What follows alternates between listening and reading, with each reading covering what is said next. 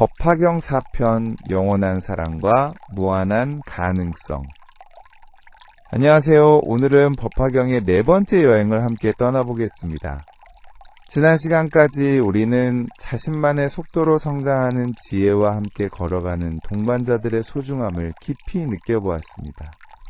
화성의 비유를 통해 단계적 성장의 중요성을 배웠고 500 제자들의 이야기를 통해 각자 다른 타이밍과 방식으로 완성에 이를 수 있다는 희망을 얻었습니다.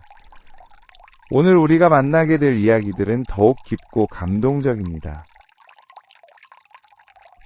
편견과 차별을 넘어선 진정한 평등의 의미 시간과 공간을 초월한 영원한 사랑, 그리고 우리와 함께하는 보이지 않는 동반자들의 존재에 대해 탐구해 보겠습니다. 현대를 살아가는 우리는 여전히 많은 편견과 차별 속에서 살아갑니다. 나이, 성별, 출신학, 벌경제적 수준 등으로 사람을 판단하고 구분하며 때로는 우리 자신도 그런 잣대로 인해 상처받기도 합니다. 하지만 법화경은 우리에게 전혀 다른 관점을 제시합니다. 모든 존재가 본질적으로 평등하고 소중하다는 것 겉으로 드러나는 조건들은 진정한 가치를 결정하지 못한다는 것을 가르쳐줍니다. 또한 우리는 종종 외로움과 고독감을 느끼며 살아갑니다. 아무도 나를 이해해주지 않는 것 같고 아무도 나와 함께 있지 않는 것 같은 순간들이 있습니다. 하지만 오늘의 이야기들은 우리에게 말해줄 것입니다. 우리는 결코 혼자가 아니라는 것을, 영원히 함께하는 사랑이 있다는 것을 보이지 않는 곳에서 우리를 돕는 수많은 존재들이 있다는 것을 말입니다. 오늘 우리가 함께 나눌 4개의 큰 주제는 이렇습니다. 먼저 가르침을 전하는 모든 사람들의 소중함에 대해 알아보겠습니다. 그 다음으로는 과거 부처님이 현재 부처님을 증명해주는 신비로운 이야기를 통해 시간을 초월한 연결의 의미를 탐구해 보겠습니다. 세 번째로는 용녀의 성불 이야기를 통해 모든 편견을 넘어선 진정한 평등의 메시지를 받아보겠습니다. 마지막으로는 평안한 수행법을 통해 일상 속에서 어떻게 평화롭게 살아갈 수 있는지 배워보겠습니다. 이 모든 이야기들이 당신의 마음에 깊은 위로와 힘이 되기를 바랍니다. 특히 지금 어떤 차별이나 편견으로 인해 상처받고 있다면 당신의 진정한 가치는 그런 외적 조건들과는 전혀 다른 차원에 있다는 것을 깨달으시기 바랍니다. 법의 전달자들의 존귀함. 법사품에서 부처님께서는 가르침을 전하는 모든 사람들의 소중함에 대해 말씀하십니다. 여기서 법사라고 하는 것은 단순히 승려나 전문적인 종교인만을 의미하는 것이 아닙니다.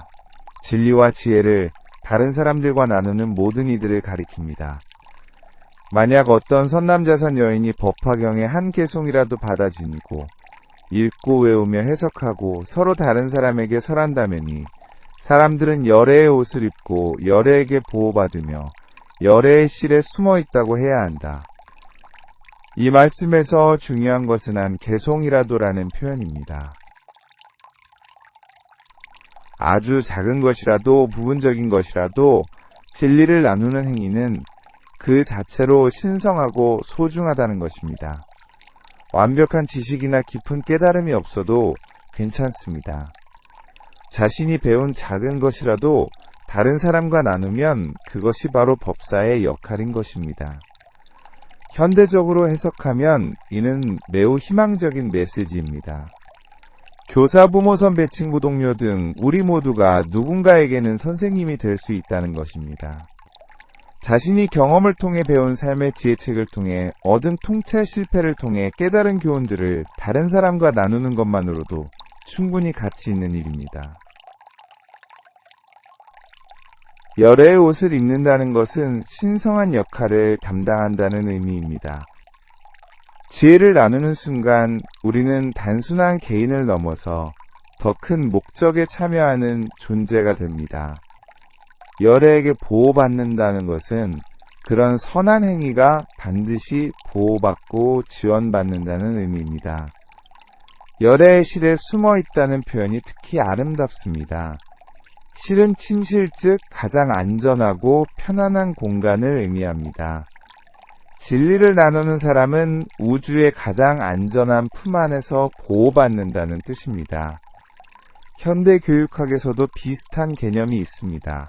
모든 사람이 누군가의 선생님이라는 생각입니다. 전문적인 교육자가 아니어도 각자가 가진 경험과 지식을 나누면서 서로 배우고 가르치는 관계가 가능하다는 것입니다. 직장에서도 마찬가지입니다. 멘토링 문화가 확산되면서 선배가 후배에게 전문가가 초보자에게 자신의 노하우를 전수하는 것이 중요하게 여겨집니다. 이런 지식 나눔이 조직 전체의 발전을 이끌어냅니다. 가정에서도 부모가 자녀에게 가르치는 것뿐만 아니라 자녀가 부모에게 새로운 것을 가르쳐주기도 합니다. 특히 디지털 시대에는 젊은 세대가 기성세대에게 새로운 기술이나 문화를 전해주는 역할을 하기도 합니다. 받아 지니고 읽고 외우며 해석하고 설한다는 5가지 행위가 제시됩니다. 이는 학습과 전수의 완전한 과정을 보여줍니다. 먼저 받아들이고 반복해서 익히며 깊이 이해하고 자신의 언어로 해석한 후다른 사람에게 전달하는 것입니다. 받아들인다는 것은 열린 마음으로 받아들이는 것입니다. 선입견이나 편견 없이 새로운 지혜에 마음을 여는 것입니다. 읽고 외운다는 것은 반복 학습을 통해 자신의 것으로 만드는 과정입니다. 해석한다는 것은 단순한 암기를 넘어서 이해하고 소화하는 것입니다. 설한다는 것은 자신이 이해한 것을 다른 사람이 이해할 수 있도록 전달하는 능력입니다. 이 과정에서 가장 중요한 것은 완벽함이 아니라 진정성입니다. 완전히 이해하지 못했어 더 완벽하게 설명하지 못해도 괜찮습니다.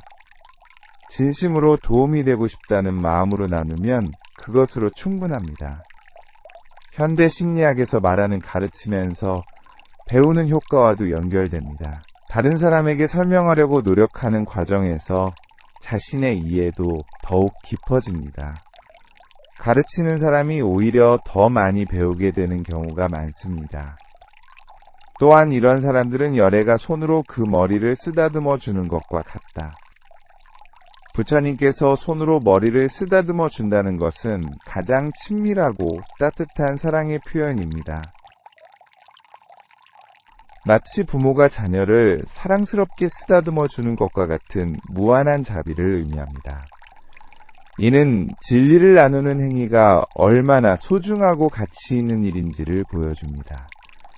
단순히 지식을 전달하는 것이 아니라 사랑을 나누는 행위이고 그 자체로 신성한 봉사라는 것입니다. 당신도 이런 경험이 있을 것입니다. 누군가에게 도움이 되는 말을 해주었을 때상 대방이 고마워하는 것을 보면서 느끼는 뿌듯함과 기쁨 말입니다. 그런 순간들이 바로 부처님께서 머리를 쓰다듬어 주시는 순간들입니다. 특히 어려운 시기에 누군가에게 위로나 격려의 말을 해주었을 때 혹은 실용적인 조언이나 정보를 나누어 주었을 때 느끼는 보람이 바로 그것입니다. 받는 사람뿐만 아니라 주는 사람도 함께 행복해지는 것이 진리 나눔의 특징입니다. 과거와 현재가 만나는 신비로운 증명. 견보타품에서는 과거의 다보열애가 현재의 석가모니 부처님을 증명해주는 장엄한 장면이 펼쳐집니다. 이는 시간을 초월한 진리의 연속성과 상호 증명에 대한 깊은 의미를 담고 있습니다. 그때 부처님 앞에 칠보탑이 나타났는데 높이가 500유순이고 폭이 250유순이었다. 땅에서 솟아올라 공중에 머물렀다. 칠보탑의 등장이 매우 장엄합니다. 500유순의 높이는 상상할 수 없을 정도로 높은 것이고 250유순의 폭도 엄청나게 큰 규모입니다. 이런 거대한 탑이 땅에서 솟아올라 공중에 떠 있다는 것은 초월적 현상을 상징합니다. 7번은 금은 유리산호 박진주 만호를 의미하는 데에는 완전함과 아름다움을 나타냅니다. 과거의 지혜가 현재에 나타날 때는 이처럼 완전하고 아름다운 모습으로 나타난다는 것입니다. 땅에서 솟아올라 공중에 머무른다는 것은 일상적 현실을 넘어선 차원을 의미합니다. 진정한 지혜나 깊은 깨달음을 경험할 때 우리가 느끼는 초월적 감각과 같습니다.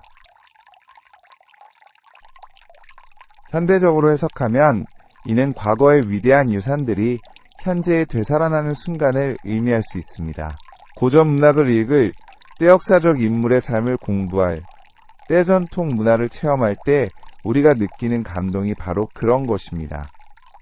특히 스승과 제자의 관계에서 이런 경험을 하게 됩니다. 돌아가신 스승님의 가르침이 현재의 어려운 상황에서 갑자기 생생하게 떠오르며 해답을 주는 경우가 있습니다. 그런 순간에 시간과 공간을 초월한 연결을 느끼게 됩니다. 탑안에서 크고 음성이 나왔다. 참 훌륭하고 훌륭하다. 석가모니 세존께서 평등한 큰 지혜인 법화경을 대중을 위하여 설하시니라는 이를 증명하노라. 이 법화경은 모두 진실이다. 과거 부처님이 현재 부처님을 증명해주는 놀라운 장면입니다. 이는 진리의 일관성과 연속성을 보여줍니다. 과거에도 옳았던 것이 현재에도 여전히 옳다는 것이가니 지나도 변하지 않는 보편적 가치가 있다는 것을 의미합니다. 의평등한 큰 지혜라는 표현이 중요합니다. 법화경의 핵심 메시지가 평등이라는 것을 강조합니다. 모든 존재가 근본적으로 평등하다는 지혜 이것이 시대를 초월해서 변하지 않는 진리라는 것입니다. 모두 진실이다라는 증명도 의미 깊습니다. 때로는 새로운 가르침이나 아이디어가 나올 때 그것이 정말 옳은 것인지 의문을 갖게 됩니다. 하지만 과거의 지혜와 일치한다면 그것은 진실일 가능성이 높다는 것입니다. 현대에서도 이런 경험을 할 수 있습니다. 새로운 과학적 발견이 고대의 지혜와 일치할 때현대 심리학의 연구 결과가 전통적인 수행법의 효과를 증명할 때 우리는 진리의 일관성을 느끼게 됩니다. 양자물리학의 발견들이 동양 철학의 상호의존성 사상과 일치한다든지 현대 신경과학의 연구가 명상의 효과를 과학적으로 입증한다든지 하는 경우들이 그런 예입니다.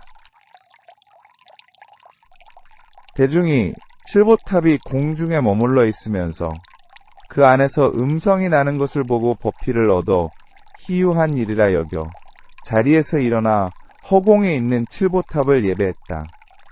대중들의 반응이 매우 자연스럽습니다. 신비로운 현상을 목격하고 법피 즉 진리에 대한 기쁨을 얻습니다. 희유한 일이라 여긴다는 것은 평범한 일상을 벗어난 특별한 경험으로 받아들인다는 의미입니다. 법피라는 것은 진리를 깨달을 때 느끼는 특별한 기쁨을 말합니다. 일반적인 쾌락이나 즐거움과는 다른 깊고 순수한 기쁨입니다. 마치 오랫동안 풀리지 않던 문제의 해답을 찾았을 때 그 벅찬 기쁨과 같습니다. 허공에 있는 탑을 예배한다는 것은 일상적 차원을 넘어선 것에 대한 경외심을 나타냅니다. 우리도 때로는 자연의 장엄함 앞에서 예술의 아름다움 앞에서 사랑의 신비 앞에서 이런 경외심을 느낍니다. 현대 심리학에서 말하는 경외감은 정신건강에 매우 좋은 영향을 미친다고 알려져 있습니다. 자신보다 큰 무언가의 존재를 인식할 때 겸손해지고 감사하는 마음이 생김의 일상의 스트레스에서 벗어날 수 있습니다. 그때 대락설법보살이 부처님께 말씀드렸다. 세존이시여 우리는 이 다보열애를 뵙고 싶습니다. 대중의 자연스러운 호기심과 간절함이 표현됩니다. 소리만 들었는데 실제 모습도 보고 싶다는 것은 인간의 자연스러운 욕구입니다. 진리에 대해서도 마찬가지입니다. 이론적으로만 아는 것이 아니라 직접 체험하고 싶어 합니다. 현대인들도 이런 경험을 원합니다. 책으로만 읽은 위인을 실제로 만나고 싶어하고 사진으로만 본 명소를 직접 가보고 싶어하며 이야기로만 들은 것을 직접 경험하고 싶어합니다. 영성적 차원에서도 마찬가지입니다. 명상이나 기도의 효과에 대해 들었을 때 직접 체험해보고 싶어하고 사랑이나 자비에 대해 배웠을 때 실제로 그런 마음을 느껴보고 싶어합니다. 부처님께서 대락설법보살에게 말씀하셨다. 이 다보열에는 깊은 중대한 서원을 세웠다. 만약 내가 멸도한 후에 시방세계에서 법화경을 설하는 곳이 있으면 내 탑이 그곳에 나타나서 그 설법을 듣고 증명하리라. 다보열의 서원이 감동적입니다. 자신이 이 세상을 떠난 후에도 법화경이 설해지는 곳이면 어디든지 나타나서 증명해주겠다는 약속입니다. 이는 진리에 대한 무한한 사랑과 헌신을 보여줍니다. 시방세계라는 것은 동서남북의 사방과 동남, 동북, 서남, 서북의 사후 그리고 위아래를 합친 십방 즉 모든 공간을 의미합니다. 어느 곳이든 언제든 법화경이 설해지면 반드시 나타나겠다는 것입니다. 이는 현대적으로 해석하면 진리를 추구하는 모든 곳에 과거의 지혜가 함께한다는 의미입니다. 학교에서 선생님이 가르칠 때 가정에서 부모가 자녀를 교육할 때 직장에서 선배가 후배를 지도할 때 그 모든 곳에 과거 위대한 스승들의 지혜가 함께하고 있다는 것입니다. 특히 어려운 상황에서 올바른 선택을 하려고 노력할 때 정의롭고 선한 일을 하려고 할 때 과거의 모든 성인들과 현자들이 보이지 않는 곳에서 응원하고 증명해주고 있다고 느낄 수 있습니다. 나이와 성별을 넘어선 깨달음. 제바달다 품에서 가장 감동적인 이야기 중 하나는 용왕의 딸인 용녀가 성불하는 장면입니다. 이는 모든 편견과 차별을 넘어선 진정한 평등의 메시지를 담고 있습니다. 그때 사리불이 용녀에게 말했다. 네가 보리심을 일으킨 지 얼마 되지 않았는데 부처 과인은 얻기 어려운 것이다. 여인의 몸은 더러운 그릇이라 부처가 될 수 없다. 왜냐하면 부처의 몸에는 5가지 장애가 있기 때문이다. 사리불의 발언이 당시의 일반적인 편견을 잘 보여줍니다. 나이가 어리다는 것여성이라는 것을 이유로 깨달음의 가능성을 부정하는 모습입니다. 이는 2500년 전뿐만 아니라 현재에도 여전히 존재하는 편견들과 일치합니다. 의보리심을 일으킨 지 얼마 되지 않았다는 것은 경험이 부족하다는 의미입니다. 나이가 어리고 수행기간이 짧다는 이유로 능력을 과소평가하는 것입니다. 현대에도 아직 젊어서 모른다 경험이 부족하다는 식으로 젊은 세대의 아이디어나 능력을 무시하는 경우가 많습니다. 여인의 몸은 더러운 그릇이라는 표현은 당시의 성차별적 사고를 반영합니다. 하지만 이런 편견은 당시뿐만 아니라 현대에도 다양한 형태로 존재합니다. 여성이 특정 분야에 적합하지 않다고 나 리더십에 한계가 있다는 식의 편견들 말입니다. 5가지 장애라는 것은 당시 불교에서 여성이 가질 수 없다고 여겨진 5가지 높은 지위를 말합니다. 이는 종교적 교리라기보다는 당시 사회의 성차별적 관념이 종교에 반영된 것으로 보아야 합니다. 중요한 것은 이러한 편견과 차별이 어떻게 반박되는가 하는 것입니다. 용녀는 말로 반박하지 않고 직접 행동으로 증명해 보입니다. 그때 용녀가 여의주 하나를 가지고 있었는데 값이 3000대천 세계만큼 귀한 것이었다. 이것을 부처님께 바쳤다. 부처님께서 곧 받으셨다. 용녀가 지혜적 보살과 존자 사리불에게 말했다. 내가 보배구슬을 바치니 부처님께서 받으셨는가? 답하기를 매우 빨랐다. 용녀가 말했다. 네 신통력으로 내가 성불하는 것을 보라. 이보다 더 빠를 것이다. 용녀의 대응이 매우 지혜롭습니다. 말로 논쟁하지 않고 실제 행동으로 보여주겠다는 것입니다. 여의주를 바치는 행위를 통해 자신의 진심과 능력을 보여준 후구보다 더 빠르게 성불할 수 있다고 선언합니다. 여의주는 모든 소원을 이루어준다는 가장 귀한 보배입니다. 삼천대천 세계만큼 귀하다는 것은 온 우주만큼 소중하다는 의미입니다. 이런 귀한 것을 망설임 없이 바치는 모습에서 집착 없는 마음을 볼 수 있습니다. 부처님께서 곧 받으셨다는 것은 용녀의 진심을 인정하셨다는 의미입니다. 나이나 성별을 보지 않고 마음의 진정성을 보신 것입니다. 매우 빨랐다는 대답에서 용녀는 더 빠른 성불을 약속합니다. 이는 진정한 깨달음은 시간의 길고 짧음과 관계없다는 것을 보여줍니다. 오래 수행했다고 해서 반드시 깨달음을 얻는 것도 아니고 짧은 시간이라고 해서 불가능한 것도 아닙니다. 현대적으로 해석하면 진정한 실력이나 능력은 나이나 경력과 반드시 비례하지 않는다는 의미입니다. 젊어도 뛰어난 통찰력을 가진 사람이 있고 짧은 기간에도 놀라운 성과를 내는 사람이 있습니다. 그때 대중이 보니 용녀가 갑자기 남자로 변해서 보살행을 구족하고 곧 남방의 무구세계로 가서 연꽃 위에 앉아 평등정각을 이루어 30이상과 80종호를 구족하여 일체중생을 위하여 묘법을 연설했다. 드디어 용녀의 성불이 실현됩니다. 이 장면에서 주목할 점은 용녀가 남자로 변한다는 부분입니다. 이는 당시의 사회적 맥락을 반영한 것으로 여성도 성불할 수 있다는 메시지를 당시 사람들이 받아들일 수 있는 방식으로 표현한 것입니다. 하지만 더 깊은 차원에서 보면 이는 진정한 깨달음에서는 성별의 구분이 의미가 없다는 것을 보여줍니다. 궁극적 차원에서는 남성과 여성의 구분을 넘어선 완전한 존재가 되는 것입니다. 무구세계는 더럽힘이 없는 세계라는 뜻으로 모든 편견과 차별이 없는 완전히 평등한 세계를 의미합니다.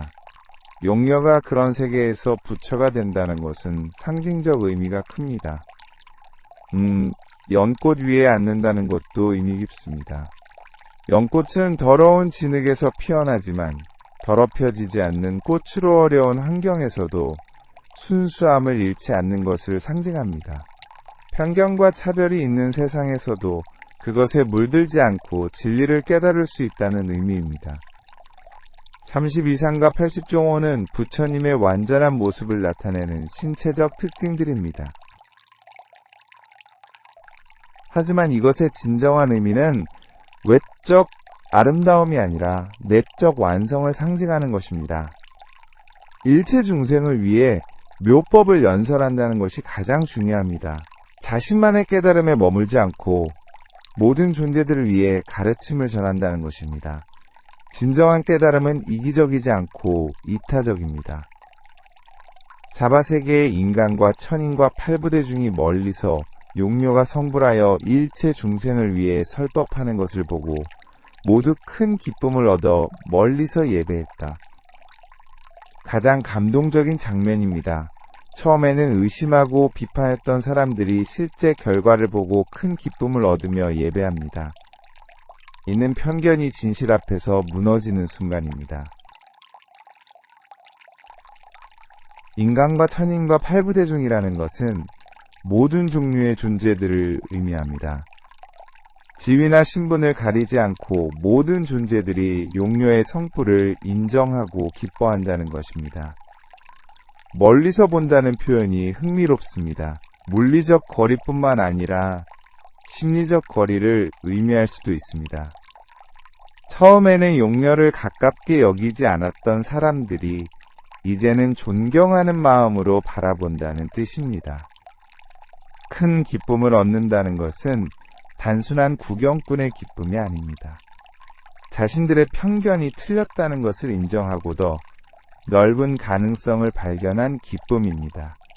진정한 평등을 목격한 감동입니다. 현대에도 이런 경험을 할 수 있습니다.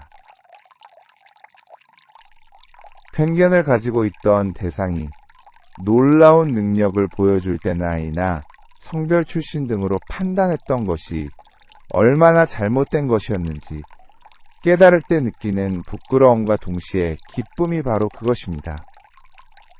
무량한 중생들이 법을 들어 마음이 열리고 이해하여 퇴전하지 않는 경지에 머물렀다.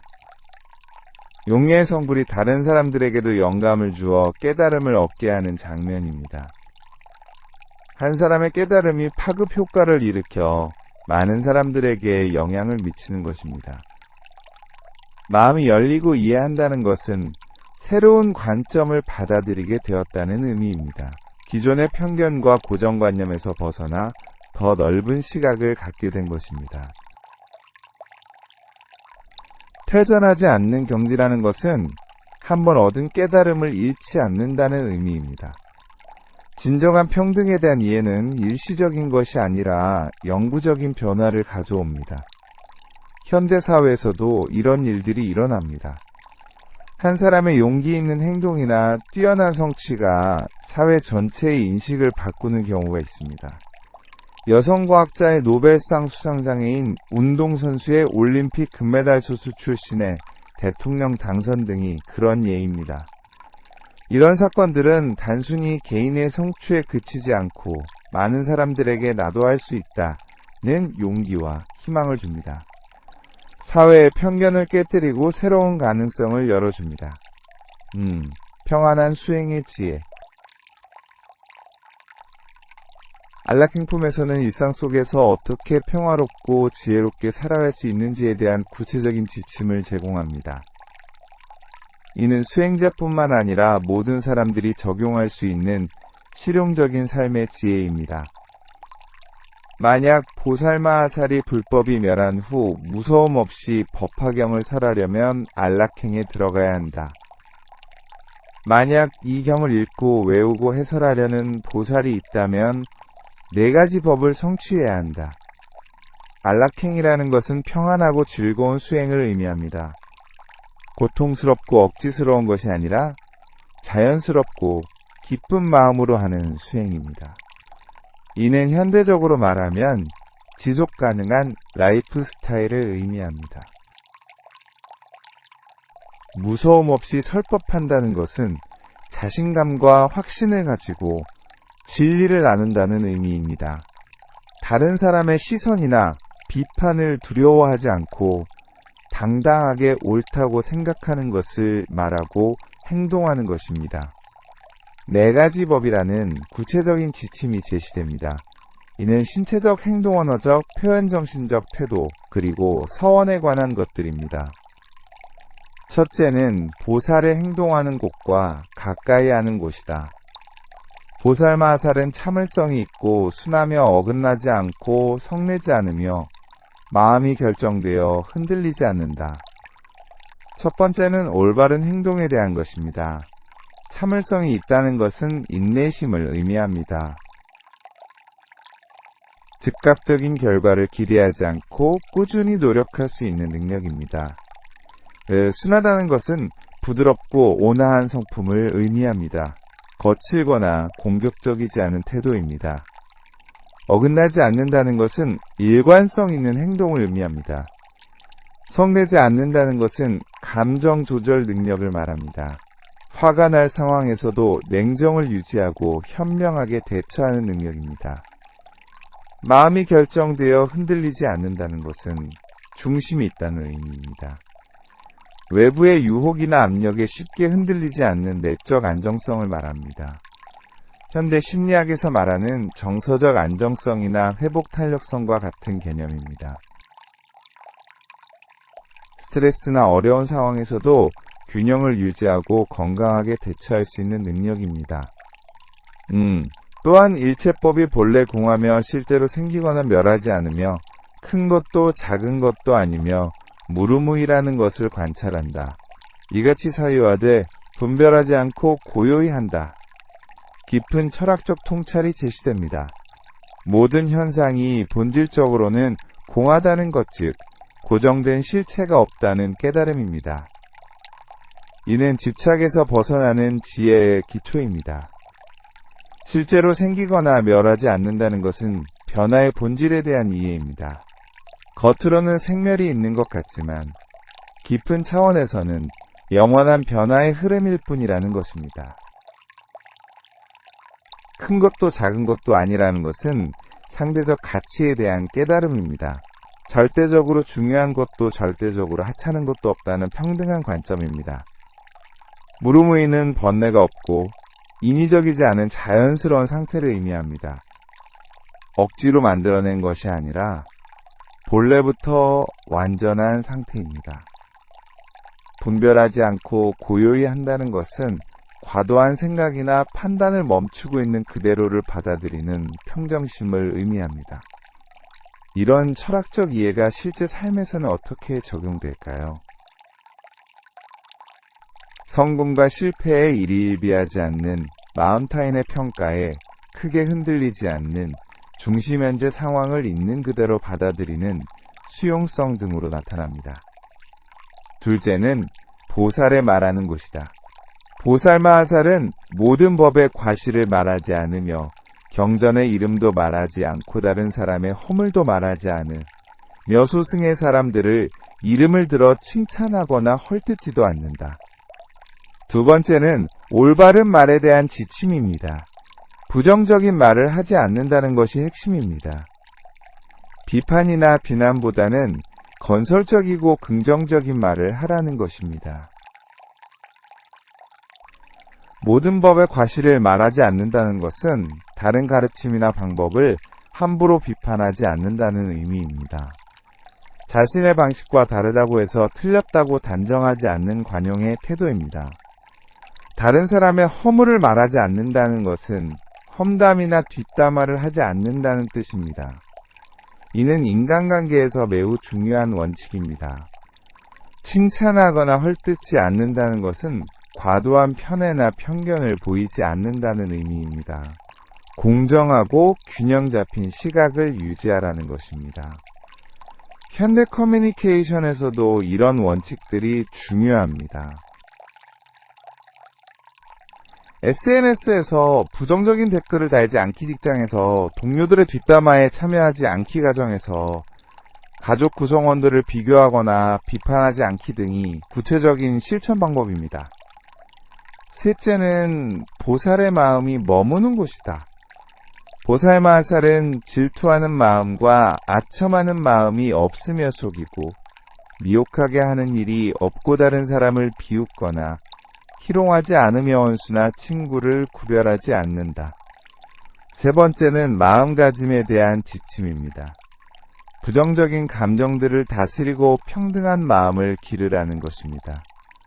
질투하는 마음이 없다는 것은 다른 사람의 성공이나 행복을 진심으로 기뻐할 수 있다는 의미입니다. 이는 매우 어려운 수행이지만 인간관계를 건강하게 만드는 핵심 요소입니다. 아첨하는 마음이 없다는 것은 진정성 있는 태도를 의미합니다. 이익을 위해 거짓으로 상대를 치켜 세우지 않는 정직함입니다. 속이고 미혹하게 하지 않는다는 것은 투명하고 신뢰할 수 있는 사람이 되라는 것입니다. 숨겨진 의도 없이 솔직하게 행동하는 것입니다. 비웃거나 희롱하지 않는다는 것은 다른 사람의 존엄성을 존중하는 태도입니다. 누구든지 조롱의 대상으로 만들지 않는 품격을 의미합니다. 원수나 친구를 구별하지 않는다는 것은 편견 없는 사랑을 의미합니다. 개인적인 호불호를 넘어서 모든 사람을 공평하게 대하는 넓은 마음입니다. 넷째는 보살의 서원이다. 자비로운 마음으로 일체 중생을 불쌍히 여기고 모든 열애를 아버지처럼 생각하며 모든 보살을 큰 스승처럼 생각한다. 네 번째는 서원 즉 깊은 바람과 다짐에 대한 것입니다. 개인적인 이익을 넘어선 큰 목적을 갖는 것이 중요하다는 메시지입니다. 자비로운 마음으로 중생을 불쌍히 여긴다는 것은 모든 존재의 고통에 공감하고 도움을 주고 싶어하는 마음입니다. 이는 이기적인 삶에서 이타적인 삶으로의 전환을 의미합니다. 모든 열애를 아버지처럼 생각한다는 것은 과거의 모든 성인들과 현자들을 존경하고 배우려는 태도입니다. 겸손한 학습자의 마음을 유지하는 것입니다. 모든 보살을 큰 스승처럼 생각한다는 것은 현재 함께 수행하는 동료들도 존중하고 배우려는 마음입니다. 누구에게서든 배울 점이 있다는 열린 태도입니다. 일상 속에서 실천할 수 있는 지혜들. 오늘 우리가 나눈 이야기들을 일상에서 어떻게 적용할 수 있을까요? 먼저 가르침을 나누는 일의 소중함을 기억하십시오. 당신이 경험을 통해 배운 것들 책을 통해 얻은 지혜들을 주변 사람들과 나누는 것을 두려워하지 마십시오. 완벽하지 않아도 괜찮습니다. 한 개송이라도 진심으로 나누면 그것으로 충분히 가치 있는 일입니다. 시간을 초월한 연결의 의미를 느껴보십시오. 당신이 지금 하고 있는 선한 일들이 과거의 모든 성인들과 현자들의 증명을 받고 있다고 생각해 보십시오. 또한 당신의 행동이 미래의 누군가에게도 영감을 줄 수 있다는 것을 기억하십시오. 편견과 차별을 극복하는 용기를 가지십시오. 용녀의 이야기처럼 나이성 별출, 신경험 등으로 인한 편견에 굴복하지 마십시오. 당신의 진정한 가치는 그런 외적 조건들로 결정되지 않습니다. 능력과 열정으로 증명해 보십시오. 다른 사람들의 편견도 이해하려고 노력하십시오.